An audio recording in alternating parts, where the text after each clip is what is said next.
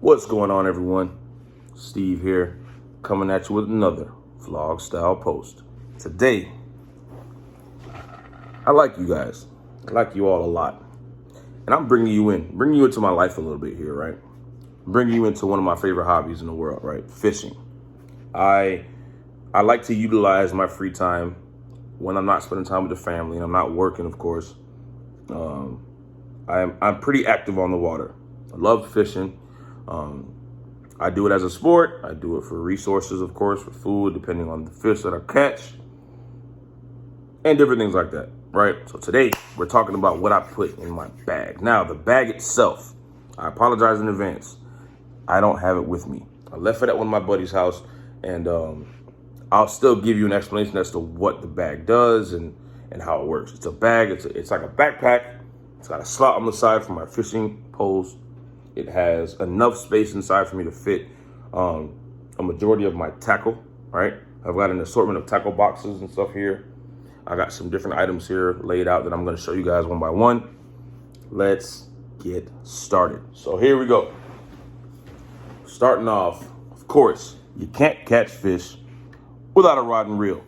Now this one is one that I actually bought from one of the bait shops, the local bait shops out here. I think it was actually one of the ones in, may have been Cape Coral. Matt Lachey, actually, that's where I bought this. So it's a Shimano rod with a pen reel, which is really, really good and reliable, smooth. I get some really good casts with this thing, and I'm running out of line, as you guys can see. I've got to do a refill here at some point soon, but this thing has caught some nice sized fish, guys. Trust me when I tell you. Next thing is, of course, I've got a little tackle box here. I kind of show you guys some of the different items that I carry with me. First thing, of course, my pliers or my multi-tool that I like to bring out in the water with me. It's got a knife on it.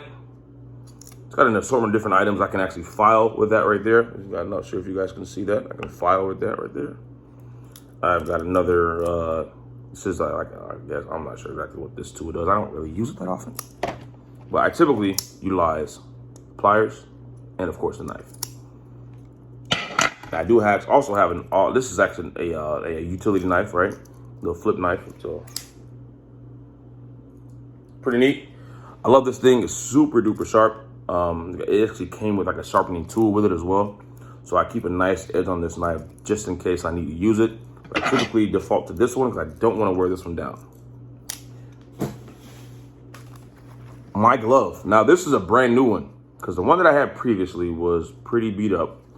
Essentially, what I use this for, I'm not sure if you guys have fished before. It's not brand new. It's new, but like I've used it a couple times. Certain fish have super sharp fins on them. I need to protect my hands, make sure I'm not compromising myself and put myself in a bad predicament.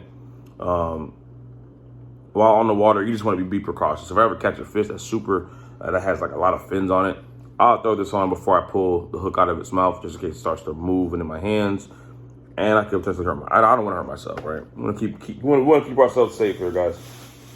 Then, within our tackle box, we've got an assortment of different. These are some pre-packaged leader hook rigs. Essentially, they're called Ghost leader rigs. I'm not sure if you guys can see that. It's another one. So that is a 1/0 size. This is a size 1. I have a size 2. I got a couple different ones here as well. I got some additional hooks if I need to. This is a size 2 hook, a little bit larger. Another pack of size 2 hooks, of course. I have some sinkers here. Now, what this is important for, depending on the water that you're fishing, and depending on the current, depending on the weather, a lot of things, where you're targeting, a lot of things can factor into what you may need as a sinker. Super important. And of course, I fish for not only for the sport, of course, but also for resources. I like to bring some fish home to eat them. They have to be a certain size limit. Like, for example, mangrove snapper have to be about 10 inches, I believe, in length to keep. Sheep's head have to be about 12 inches.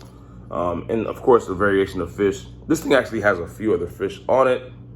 What I like about this thing the most is that it actually has, within the inside of it, I'll show you guys, you probably won't be able to read it, but it's got some of the regulations on here that kind of show how big each type of fish needs to be before you can keep it, just to avoid any potential issues with the FWC.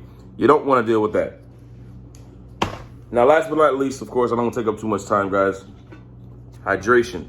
I bring a ton of water with me in my bag, and luckily for me, the bag that I use has a lot of space at the bottom of it, so I can put like probably 8 water bottles in that bag. I think it's amazing.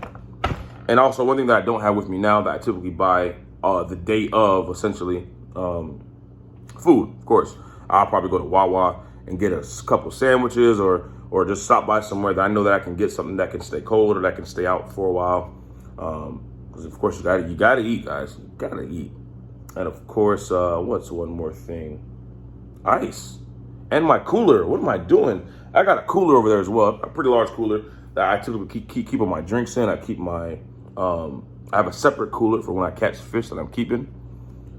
But yeah, I think that's pretty much it, guys. That's pretty much what I bring with me whenever I go fishing. I hope you guys enjoyed it, and I will talk to you soon. Peace.